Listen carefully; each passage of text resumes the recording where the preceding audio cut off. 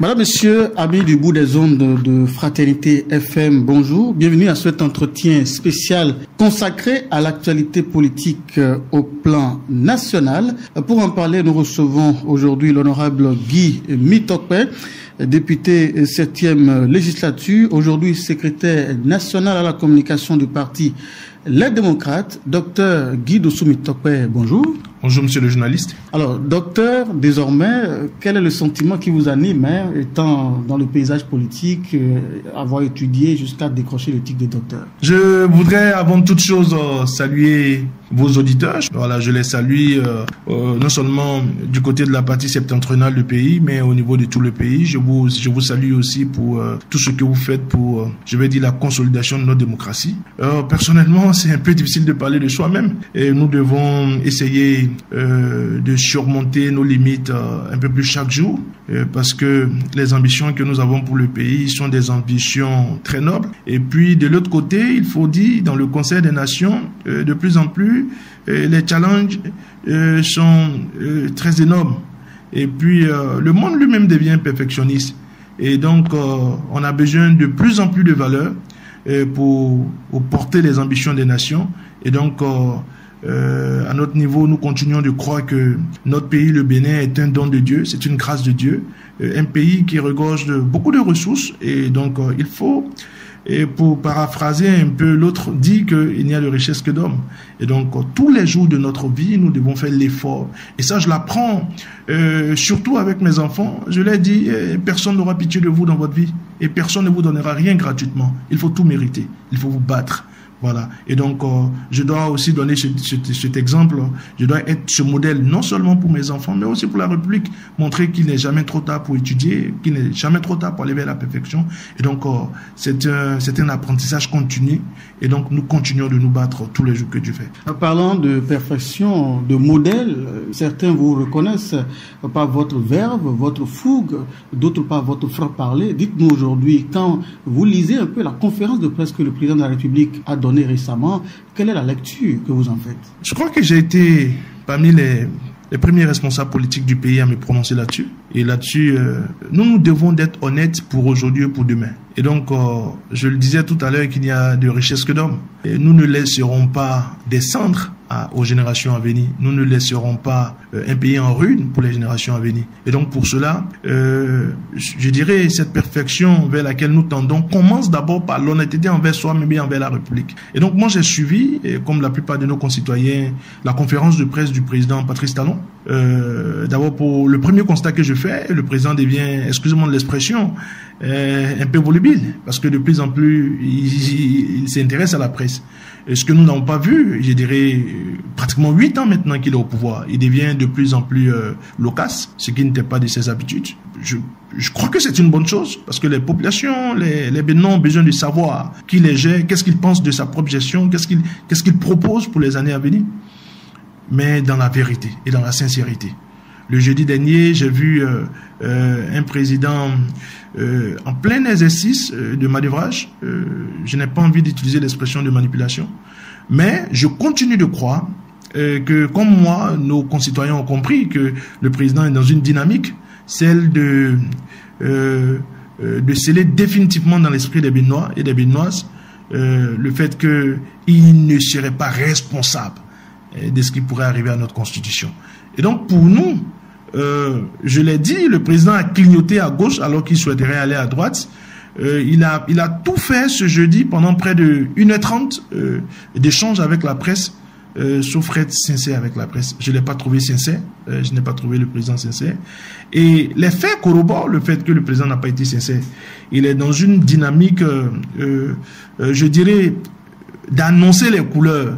Et de cette conférence de presse, premièrement, il ne souhaiterait pas être responsable d'une modification constitutionnelle alors qu'il en est l'instigateur. Et de l'autre côté, ces deux partis qui le soutiennent, à savoir l'UP Le Renouveau et le Bloc républicain, ont fait comme service après-vente sa sortie. Ils ont dit ce qu'ils souhaiteraient faire. Ils ont dit le sens dans lequel ils iront. Et ils ont dit, par exemple, j'ai écouté l'honorable Hassan Seibou qui disait que il n'est pas question, ce n'est même pas l'ordre du jour, le retrait de sa proposition de révision. J'ai suivi aussi l'honorable Oden Aladatin sur zone franche de votre chaîne, Canal 3. Et il a aussi, d'une manière ou d'une autre, conforté la thèse selon laquelle ils vont, d'une manière indubitable, dans le sens d'une révision constitutionnelle. Et donc, pour nous, il est hors de question que le parti, les démocrates, apporte sa caution à une telle initiative. L'autre message que j'ai compris de cette sortie, de cette conférence de presse du président Patrice Talon avec la presse, c'est que il y avait une sorte de chantage, de menace et une sorte de, je dirais, de mise en garde à l'endroit des parlementaires actuels. Et donc, je crois que cette mise en garde, c'est d'abord au sein des députés qui soutiennent ses actions, mais aussi cette mise en garde, c'est pour, je dirais quelque part aussi, surtout les députés du parti, les démocrates. Et j'ai dit, après cette conférence de presse, qu'il y a eu même des menaces très poussées. Et je ne sais pas, des actions seraient en train d'être entreprises à l'endroit de certains responsables du parti, les démocrates, pour les intimider, voilà, et puis et pourquoi pas, et pour faire aussi, pour proférer je n'ai pas envie de dire menaces, mais franchement pour intimider. Et donc, cette conférence de presse, je reviens là-dessus, elle a été faite pour décliner toute responsabilité dans ce qui se fera alors qu'il en est l'instigateur. Cette conférence de presse a été faite pour faire une mise en garde à l'endroit des députés qui n'iraient pas dans ce sens, parce qu'il a dit, la Cour a tranché en disant que les députés de la 9e législature sont aptes à donner les parrainages pour les élections générales, pour l'élection présidentielle de 2026. Le chef de l'État a dit qu'il n'est pas d'accord avec ça. Et donc pour lui, soit les députés acceptent que ce soit la 10e législature qui donne les parrainages pour les présidentielles de 2026, ou soit on modifie la Constitution et puis de l'autre côté, on fera de telle sorte que les élections présidentielles se déroulent avant les élections législatives et communales. Et donc pour nous, dans un cas comme dans l'autre, je n'ai pas envie d'utiliser certaines expressions qui peut-être qui ne feraient pas comprendre ma position, mais je pense que cette volonté du chef de l'État ne doit pas être au-dessus de la décision de la Cour constitutionnelle.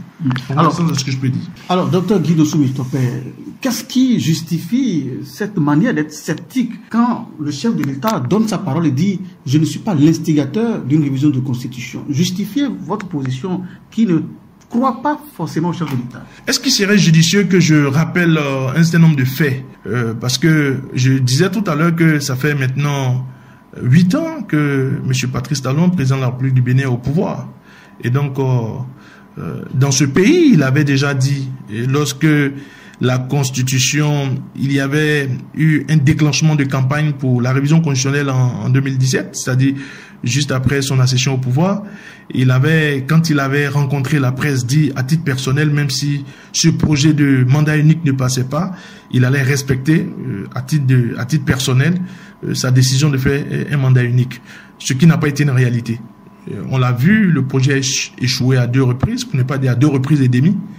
Et malgré ça, il a fait le 2e mandat. Il est en train de faire le 2e mandat. Et Dieu seul sait dans quelles conditions le 2e mandat a été fait. Après cela, le président de la République avait dit, lorsqu'il faisait une tournée nationale, je crois que c'était à la veille des élections présidentielles de 2021, dans la partie septentrionale du pays, il avait dit que tous les partis participeraient à l'élection présidentielle de 2021.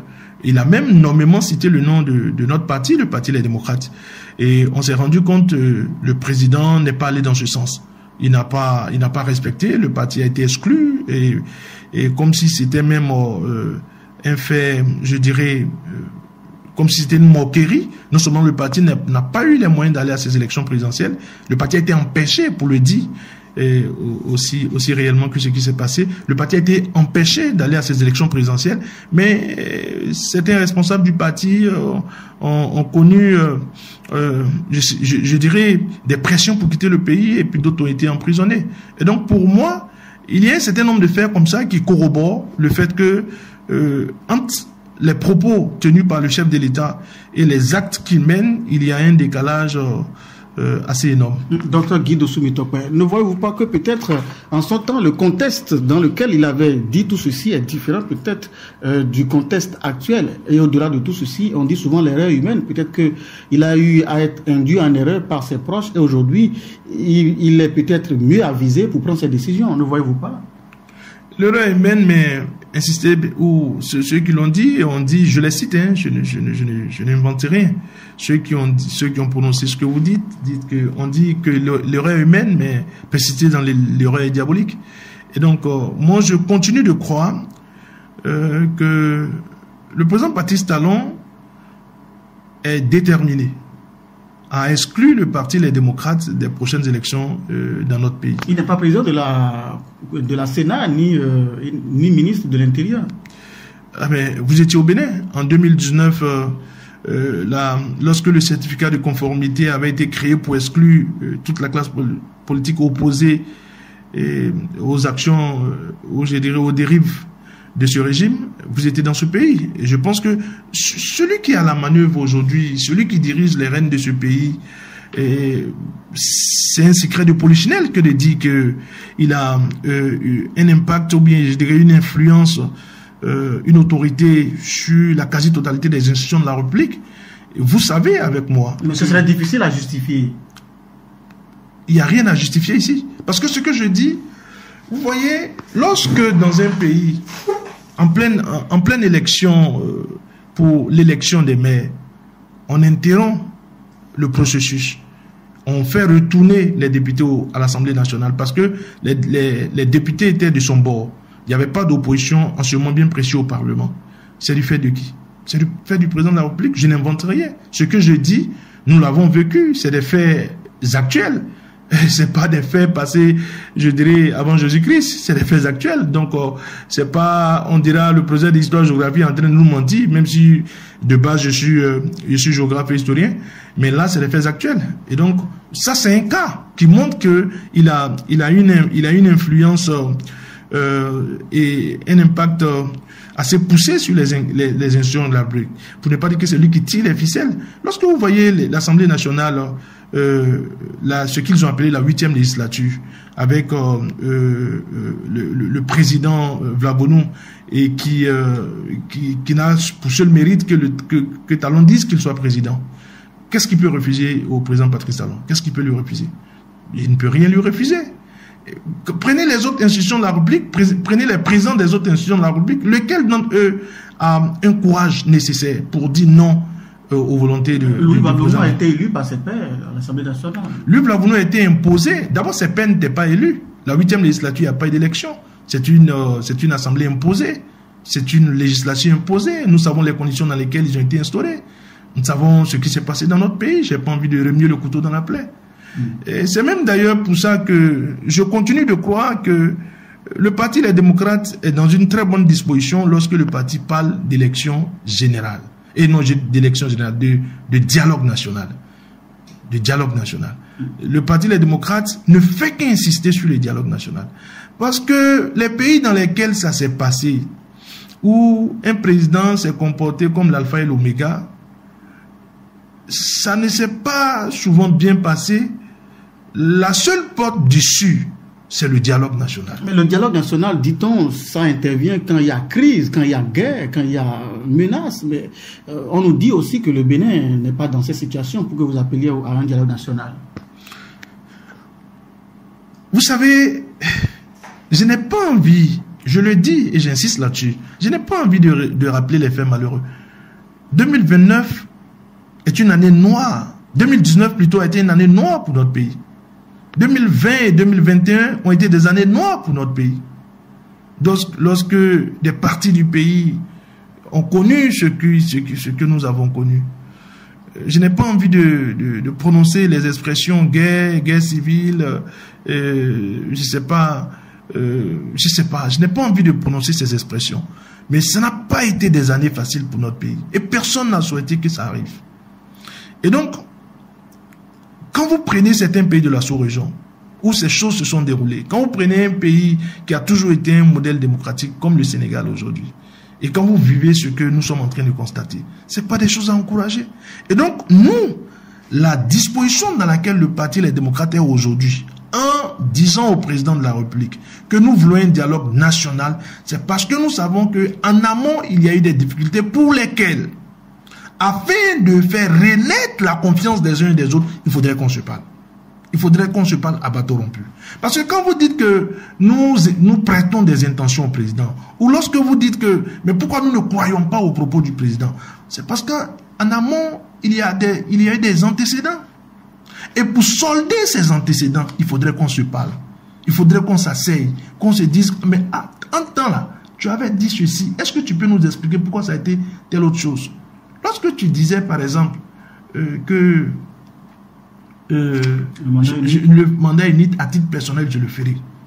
Dans un dialogue national, il pourrait expliquer ce qu'il mettait là-dedans. Et pourquoi ça n'a plus été ainsi. Pour qu'on s'entende, pour qu'on s'accorde sur les thèmes. Pour qu'on s'accorde, pour qu'on trouve des conventions. Parce qu'en réalité, le monde ne fonctionne qu'avec des conventions. Lorsque on trouve un consensus ou une convention autour d'une question, cela nourrit la confiance. Aujourd'hui, la confiance s'est complètement effritée entre les partis politiques de notre pays et celui qui dirige le pays. La confiance est en train de disparaître pratiquement totalement entre celui qui dirige le pays et les fils et filles du pays. C'est une réalité. Nous n'inventons rien. Lorsque le premier responsable du pays prononce ou échange avec la presse pendant plus d'1h30 et que nous ne croyons pas en un seul mot de tout ce qu'il a prononcé, ce n'est pas parce que nous avons des problèmes contre sa personne. C'est parce que durant 8 ans, il nous a montré que sa parole n'était pas digne de confiance. Et donc nous sommes dans ce cadre, nous sommes dans cette dynamique. Il est impératif aujourd'hui que nous puissions aller à ce dialogue. Mais ce dialogue dont vous parlez, est-ce qu'il est au-dessus de la Constitution? Vu que dans la Constitution, ce qui vous fait peur est déjà verrouillé. Le 3e mandat, nul ne peut faire de sa vie plus de 2 mandats. Qu'est-ce qui vous fait autant peur alors? Je vous remercie pour cette question. Vous allez permettre que je fasse un petit développement qui pourrait sembler être une digression, mais ce n'est pas une digression. Vous voyez, lorsque dans une assemblée nationale, des députés qui ont la jugeote qui résonne, osent remettre en cause le fait que l'opposition soit assimilée à la minorité et discutent ça et tiennent là-dessus. Ils vont à la Cour constitutionnelle, ils reviennent, ils tiennent mordicus que l'opposition n'est pas synonyme de minorité et que la majorité n'est pas synonyme de mouvance. Avec ces gens-là, qu'est-ce qui est évident? Dites-moi, avec ces gens-là, qu'est-ce qui est évident? Parce qu'on a vu dans ce Parlement, le fait que le BR ait 28 députés et que le Parti Les Démocrates ait 28 députés ne fait pas du BR la minorité dont parle la loi et l'esprit de la loi. Le parti l'UP Le Renouveau, selon leurs résultats, aurait eu 53, je ne sais pas combien de députés. Donc cela fait du parti BR la majorité au sein de la majorité. Puisqu'il y a 2 majorités, puisque la majorité est assimilée à la mouvance présidentielle. Et le BR qui a eu 28 députés comme le Parti Les Démocrates selon leurs résultats, cela voudrait dire que le BR est la minorité de la majorité, puisque la majorité est assimilée à la mouvance présidentielle. Le BR supporte... Est-ce que le BR est un parti qui supporte Yahi? Bon, encore que la plupart sont des transfuges. Lorsque le bateau prenait de l'eau comme des rats, ils ont tous sauté. Mais le BR soutient les actions du président Patrice Talon. Donc le BR n'est pas la minorité parlementaire. La minorité parlementaire dont parlait la loi et l'esprit de la loi, c'est l'opposition. Mais ils ont tenu mordicus devant la cour partout. Et jusqu'à l'heure où je vous parle, ils n'ont pas cédé. Avec ces gens-là, vous pensez qu'il y a une évidence ou une garantie? Vous pensez qu'avec ces gens-là, ils vont venir dire que non, nul de toute sa vie n'a jamais fait ceci et qu'au nom de ça, il faut réviser la Constitution. Ils vont vous démontrer que nul de toute sa vie, là, ça ne concernait pas les 10 ans passés. Parce que des gens qui ont eu le courage de défendre ce qu'ils ont défendu là, ils auront le courage de défendre l'indéfendable. Donc finalement, le parti, les démocrates, n'espère rien dans cette révision de Constitution. Vous êtes totalement contre. La position du Parti Les Démocrates est extrêmement claire sur la question. Au niveau du Parti Les Démocrates, nous disons que à moins de 2 ans des élections générales il ne doit pas avoir de révision constitutionnelle. Même s'il y a votre intérêt dans la révision. Parlons d'abord du pays. Je dis bien, à moins de 2 ans, ou à 2 ans des élections générales, nous ne participerons pas, nous n'œuvrons pas pour une révision constitutionnelle. Et toute révision constitutionnelle forcée montre qu'il y a anguille sous roche. Parce que nous sommes dans une dynamique dans laquelle le chef de l'État dit « je n'en veux pas ». Une virgule ne doit pas être touchée. Dans le même temps, les 2 blocs qui le soutiennent disent « on fera et on veut ». Pourtant, nous savons qu'ils se parlent entre eux. Parce que eux, là, ils ont quel courage de contester une volonté du président Patrice Talon. Eux, là, que je vois là, lequel d'entre eux peut dire non quand le président Patrice Talon dit oui? Lequel d'entre eux peut dire oui quand le président Patrice Talon dit non? Ils n'ont pas ce courage. On vous indexe comme étant l'opposition radicale. Est-ce que vous pensez que cette forme d'opposition, cette forme de politique pourrait aider vos militants, vos sympathisants, par exemple Ricky Amadougou et consorts qui sont en prison et qui espèrent sortir? D'abord, revenons sur la notion de radicalité dont vous parlez. Nous ne sommes pas une opposition radicale. Nous sommes vrais, nous sommes sincères. Quand on est vrai et puis on est sincère, là, quand on parle, ça fait mal. On est simplement sincère et vrai. Je vais prendre un cas. Lorsque dans une famille, un père a 2 enfants, il y a un enfant qui dit la vérité à son père. Le second refuse de dire la vérité à son père.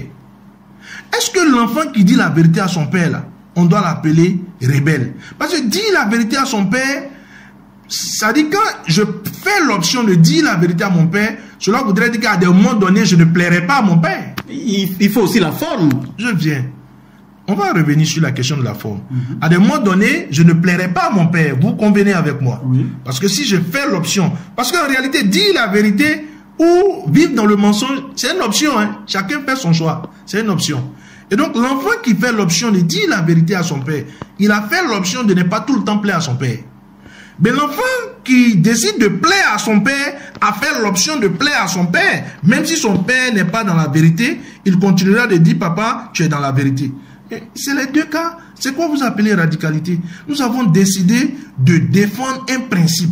Ce qui sous-tend la position du parti Les Démocrates, c'est que nous avons décidé de prendre fait et cause pour la démocratie. Nous avons décidé de prendre fait et cause pour ce qui unit. Nous avons décidé de prendre fait et cause pour l'indépendance des institutions, pour plus de justice, pour plus de développement. C'est une option, c'est un choix qu'on a fait.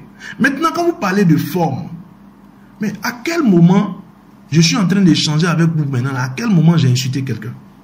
C'est ça la forme. Je n'ai insulté personne.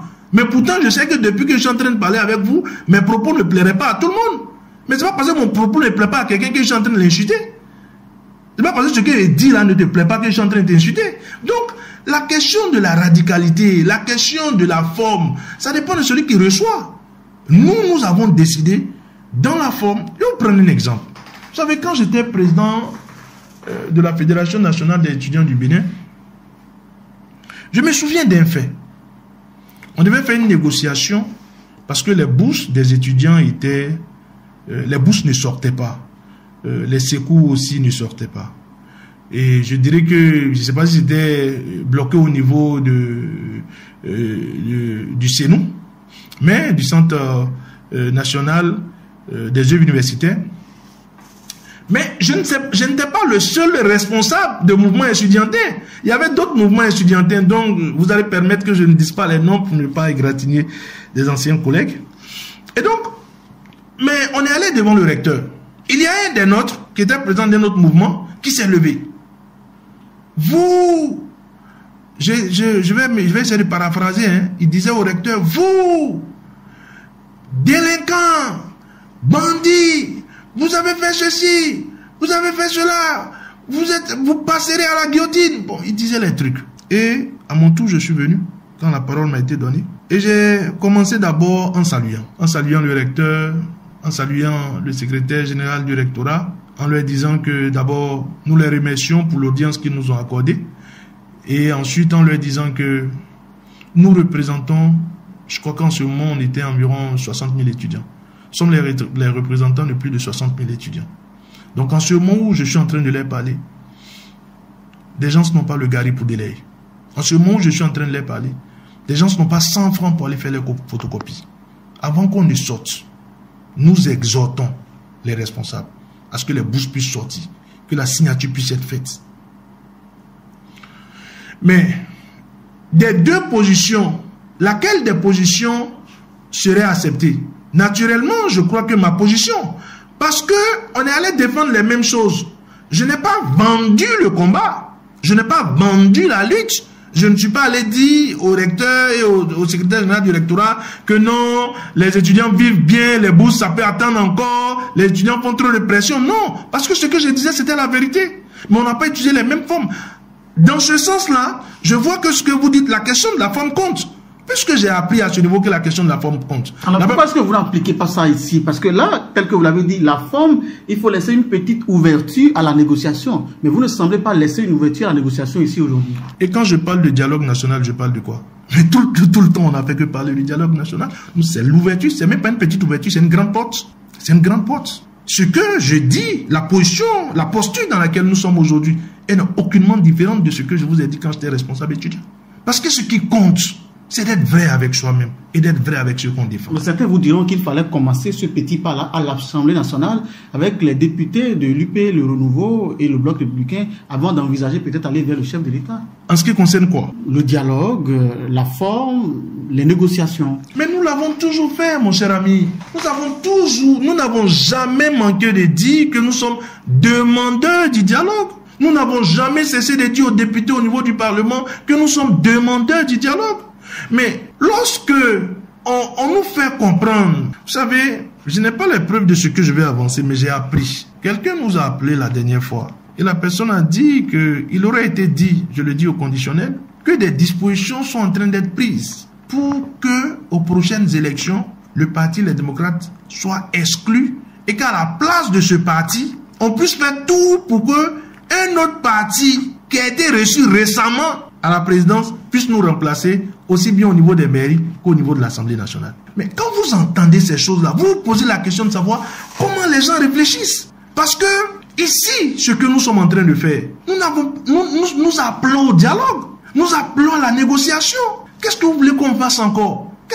Quel genre de salamalek vous voulez qu'on fasse encore? On ne peut pas être plus demandeur du dialogue que ce que nous sommes en train de faire. Lorsque l'ancien président de la République, actuel président du parti Les Démocrates, a accepté l'appel du président actuel de la République à accompagner une délégation du parti au palais de la présidence. Mais ce n'était pas pour aller déclarer la guerre. C'était dans notre dynamique de négociation, de demande, de négociation ou de pourparler. Bon, pourparler, ça fait encore un peu trop un langage après-guerre.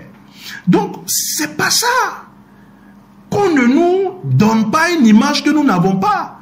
Qu'on refuse de nous peindre en diable. Nous ne sommes pas les diables. Vous êtes toujours demandeur, docteur Dossougui Mitopé. Mais à l'Assemblée nationale, est-ce que vous avez l'impression que les lois que vous aviez proposées pourraient prospérer, notamment celles relatives à votre compatriote Rekia Madougou? D'abord, je voudrais vous dire qu'il ne faut pas faire ce que certains de vos collègues font. Nous ne demandons pas que pour la ministre Rekia Madougou. Parce qu'il ne faut pas émietter notre énergie dans le combat. Nous demandons aussi bien pour la ministre Rekia Madougou. Nous demandons aussi bien pour le professeur Joël Aïvo. Nous demandons aussi bien pour notre camarade Djanoté. Nous demandons aussi bien pour le ministre Komi Koutié. Nous demandons aussi bien pour le jeune Thibaut Ogou et pour tous ces étudiants qui sont en prison. Nous demandons aussi bien pour, je sais pas, la plupart de nos compatriotes qui sont hors de nos frontières. Nous demandons, nous allons même jusqu'à demander que entre le président Patrice Talon et le président Sébastien Javon, que le calumet de la paix soit fumé et qu'il y ait la paix. Et que les enfants de ce pays qui sont poussés de force à l'exil ou ceux qui sont détenus dans nos géoles, qu'ils puissent retrouver la paix, la liberté, qu'on puisse se parler. Et que les élections puissent se dérouler et être des moments de fête, comme ça a toujours été dans notre pays. Donc, nous ne sommes pas des belliqueux. Et nous ne serons jamais des belliqueux ou des va-t-en-guerre. Nous avons décidé de nous battre pour un certain nombre de valeurs. Et aujourd'hui, Dieu sachant faire ces choses, nous avons une minorité de blocage en ce qui concerne la révision de la Constitution qui permet que nous puissions donner notre point de vue. Et que nous pensons qu'il faut tout faire pour que les choses puissent se dérouler comme par le passé où les élections étaient un moment de fête. Docteur Guy Dossou-Mitope, certains pensent que le président de la République a déjà commencé par poser les bases de ce dialogue auquel vous appelez de vive force, en vous invitant, en invitant les groupes parlementaires, en discutant avec les groupes parlementaires de l'Assemblée nationale. Et au-delà de tout ceci, vous avez eu la main, vous en tant que parti, les démocrates, de convier les autres partis de l'opposition pour discuter avec ces partis-là. Mais à la grande surprise, vous l'avez dit tantôt, le parti que vous seriez en train de soupçonner, qui serait en train d'être préparé pour vous prendre la place, vous l'avez exclu. Comment est-ce qu'on peut expliquer ça?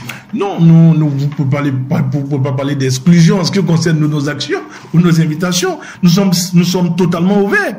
Et ne faites pas de fixation sur les FCBE nouvelle version. Parce que je crois savoir que c'est des FCBE que vous voulez parler, mais hormis les FCBE, certains partis n'ont pas fait le déplacement. Il n'y avait pas seulement que les FCBE qui se réclament de l'opposition qui n'étaient pas là. D'autres partis se réclamant de l'opposition n'étaient pas là, mais ne comptez pas sur moi pour les citer.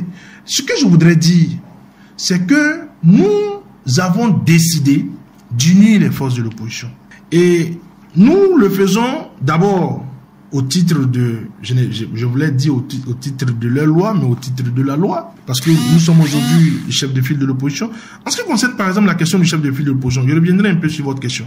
Vous voyez, un régime qui prône, qui travaille pour que les lois de la République, selon eux, puissent être respectées. Mais depuis bientôt 1 an, où nous avons la tête du chef de file de l'opposition, mais rien n'a été mis en œuvre pour que cela puisse fonctionner.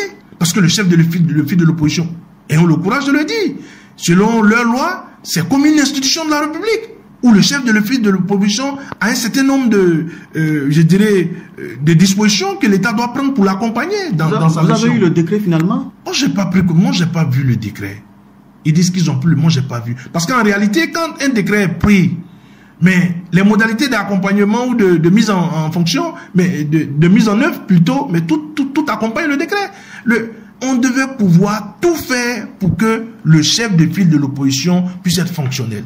Mais pendant ce temps où on prive l'opposition d'animer le chef de file de l'opposition, ce qui devait être suivi d'un cabinet et de tout le reste, pendant ce temps où on prive l'opposition d'avoir les moyens d'animer cela, on prend un décret pour nommer 12 conseillers ministres. Ministres conseillers, je vais dire. 12 ministres conseillers. Et les ministres conseillers, selon eux, ils ont même dit dans le décret que ceux qui doivent proposer des ministres, les ministres conseillers, sont connus. C'est les 2 blocs soutenant les actions du chef de l'État. Qu'est-ce que vous reprochez à ça?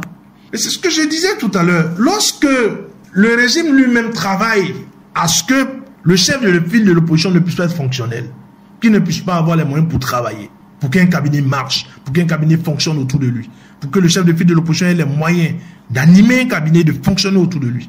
Mais pendant ce temps, on prend toutes les dispositions pour nommer 12 ministres conseillers. Ce qui nous gêne là-dedans, c'est que on fait tout pour réduire, pour empiéter sur les actions de l'opposition, mais pendant ce temps, on continue, en plus des moyens colossaux qui sont utilisés pour le compte des partis soutenant les actions du chef de l'État, on prend un autre décret pour essayer de nommer encore 12 ministres conseillers qui auront aussi des cabinets, qui auront aussi des personnes autour d'eux, avec tous ces moyens.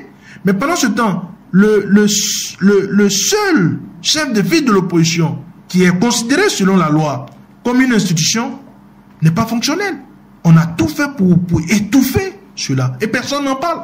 Donc, vous voyez que la politique de 2 poids 2 mesures, une fois de plus, ne nourrit pas la confiance dans une république. Parce que dans une république, la confiance doit être nourrie entre les différents acteurs. La confiance doit être nourrie entre l'exécutif et le peuple. et entre les institutions. Aujourd'hui, ce régime a travaillé et continue de travailler à effriter les confiances, à effriter la confiance entre lui-même et toutes les autres composantes de la République. Et donc, ne comptez pas sur nous aujourd'hui pour dire, mais il a dit, mais ils l'ont dit, mais croyez-les sur parole. 8 ans durant, ils nous ont démontré qu'on ne doit pas les croire sur parole. Docteur Guy Dossou-Mutokpe, parlant de confiance entre le président de la République et son peuple, il a dit, lui n'est pas là pour faire du populisme. Il fait allusion au chef de votre parti qui est régulièrement dans le bain de foule ces derniers temps. Il dit que lui n'est pas élu en tant que président de la République pour plaire, mais pour accomplir une mission. Qu'est-ce que vous en dites? Mais si être populiste, c'est apporter des solutions durables aux populations, aux problèmes des populations, alors nous sommes des populistes.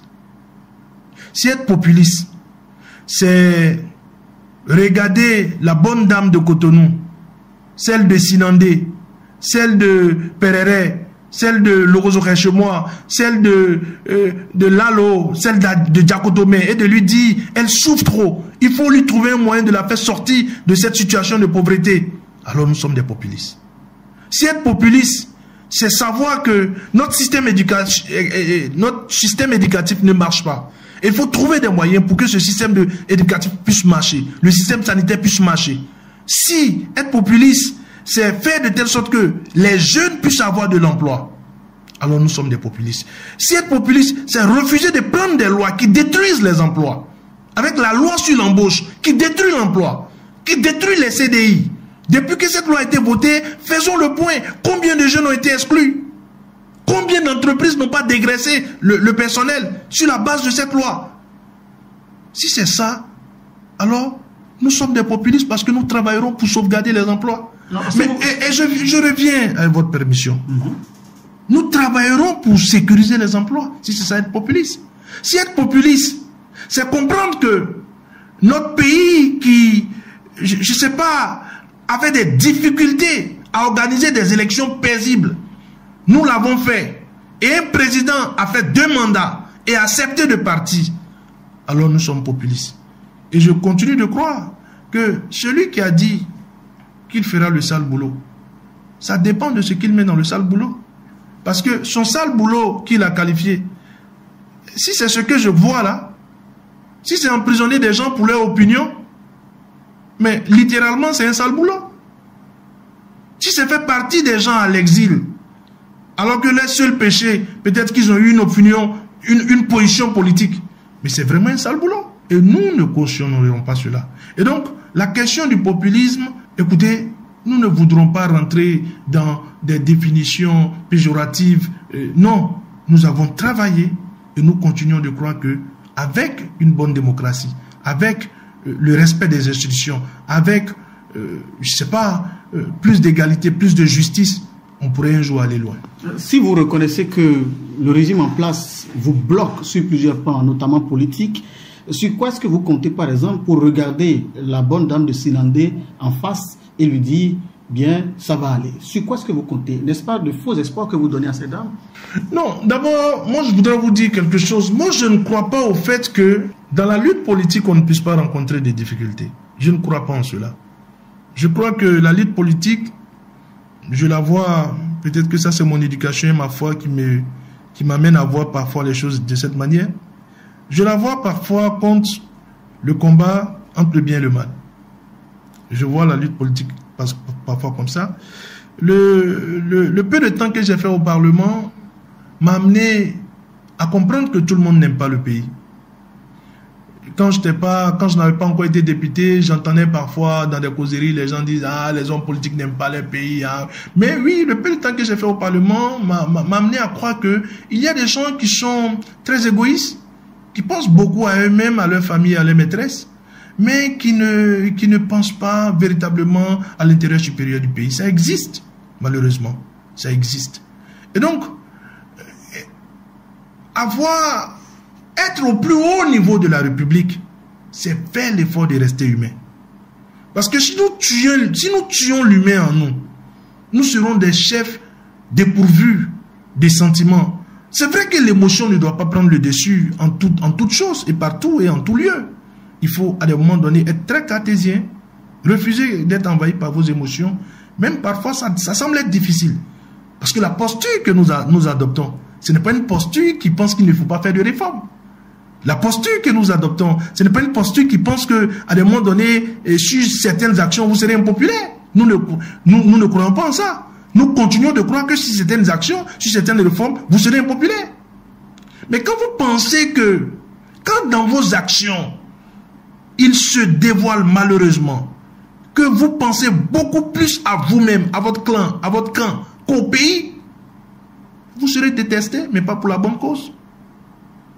Vous ne serez pas aimé, mais pas pour la bonne cause.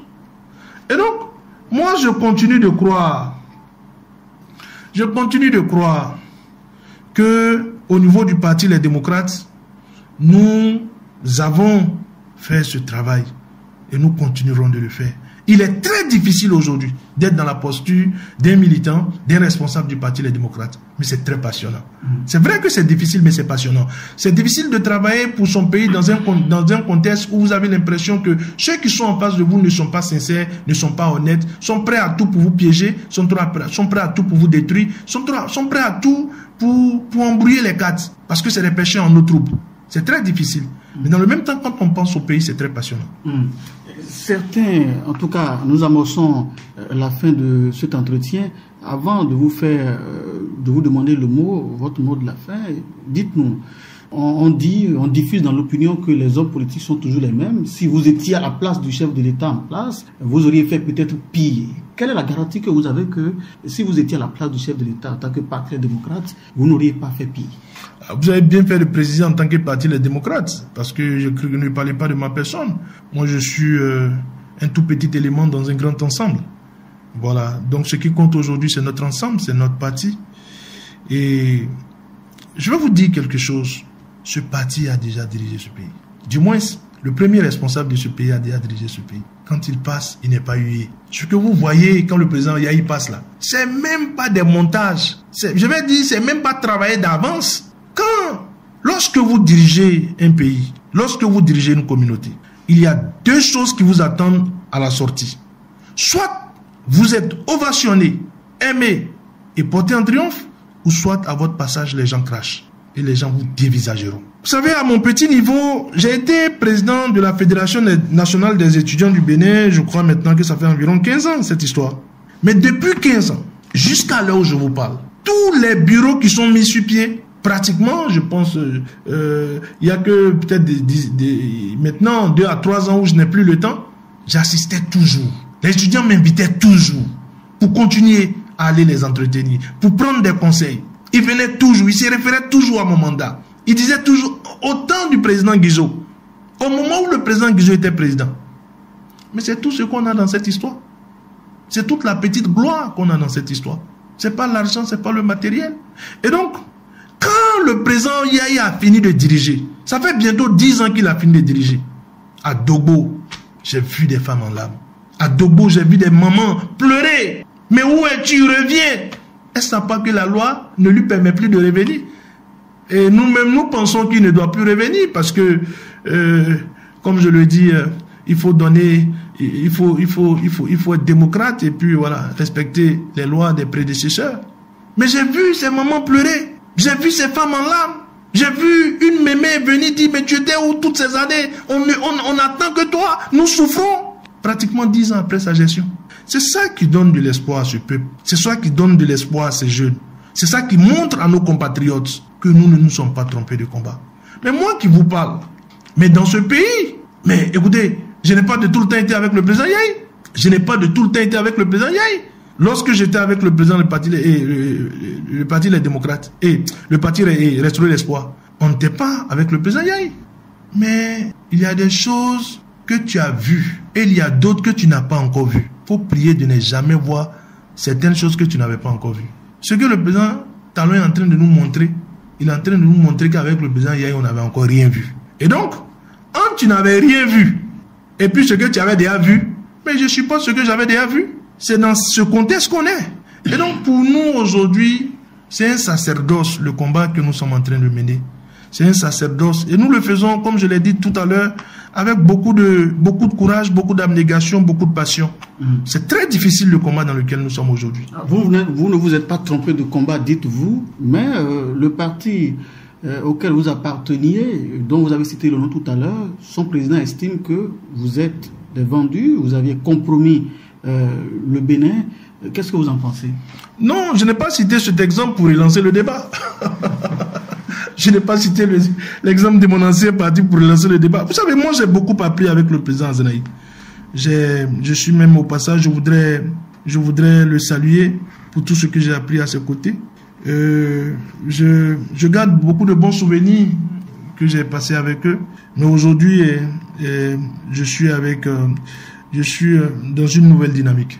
Et donc, il me serait très difficile de parler de mon ancienne maison.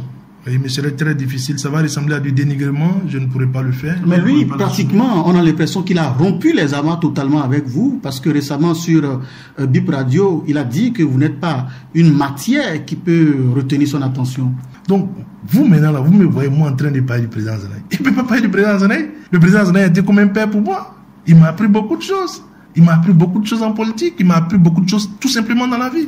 Mais qu'est-ce qui a occasionné ce brutal, disons, on va dire, hein, cette séparation brutale de... Non, c'est pas brutal, c'est quand même 15 ans de collaboration. C'est pas brutal. Qu'est-ce que vous dites, c'est pas brutal?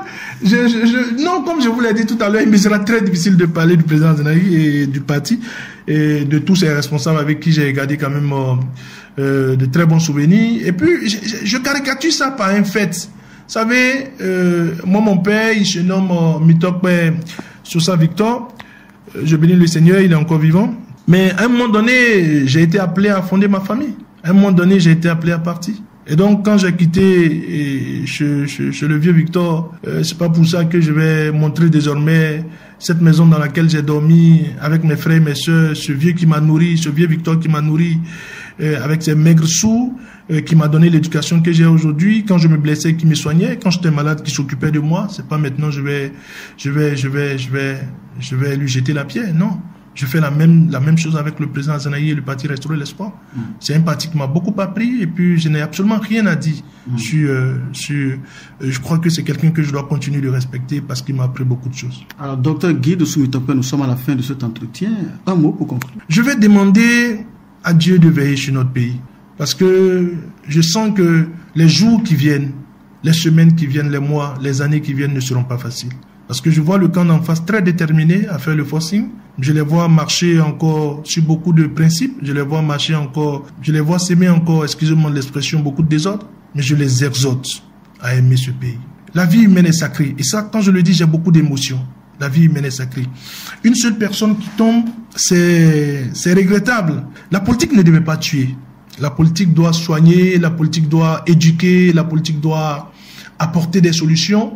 Et vous voyez, nous les politiciens, à un moment donné, je ne sais pas ce que le pouvoir nous fait, mais j'ai l'impression qu'on est dénaturé. Vous voyez, au Sénégal maintenant, il y a des morts, il y a des blessés, c'est des familles qui sont endeuillées, c'est des emplois qui sont gâtés, c'est des vies qui sont pour toujours fauchées. Vous voyez, je le dis souvent, un être humain, parfois vous tuez, ou bien parfois vous anéantissez une seule personne, c'est plusieurs familles qui sont décapitées.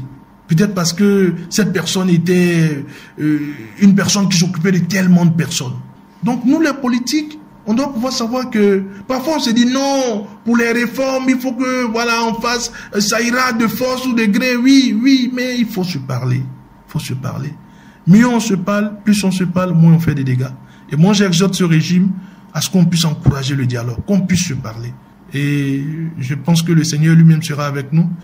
2026 arrive, on sera en santé et en vie et tout se passera pour le mieux. L'autre chose que je voudrais dire, je voudrais lancer ce mot à l'endroit du président Patrice Talon pour nos compatriotes qui sont en prison, pour nos compatriotes qui sont hors du pays, de nous aider afin que les compatriotes puissent être libérés. Je pense au professeur Joël Aïvo, avec qui j'ai échangé, ça fait quand même un bon moment. Je pense à la ministre Erikiat Madougou, que je n'ai plus eu l'occasion d'aller revoir. Je pense à bien d'autres compatriotes. Je n'arrive pas à les citer tous. Ce que j'oublie, je leur demande de me pardonner. La députée, l'honorable Afodjabo Amisetou et bien d'autres. Le ministre Kwadjo Simplice et bien d'autres. Bien d'autres. Komi Kouché et bien d'autres. Léadi Soglo, bien d'autres. Et donc, que nous puissions aider ce pays à retrouver sa tranquillité d'antan. On en a tous besoin. On en a tous besoin. Et je crois que c'est ce que j'ai à dire. Quant à nous autres, c'est dur, je l'ai dit tout à l'heure, mais c'est passionnant. Dr Guy Dossou Mitokpe, merci. Je vous en prie. Madame, Monsieur, amis, auditeurs de Fraternité FM, c'est la fin de ce entretien. Nous avions reçu pour vous Dr Guy Dossou Mitokpe. Eh bien, il est député 7e législature. Aujourd'hui, il est le secrétaire national à la communication du parti Les Démocrates. Une fois encore, merci à chacun et à tous de nous avoir suivis. À très bientôt. Nous avoir suivis. À très bientôt. Nous avoir suivis. À très bientôt. Nous avoir suivis. À très bientôt. Nous avoir suivis. À très bientôt. Nous avoir suivis. À très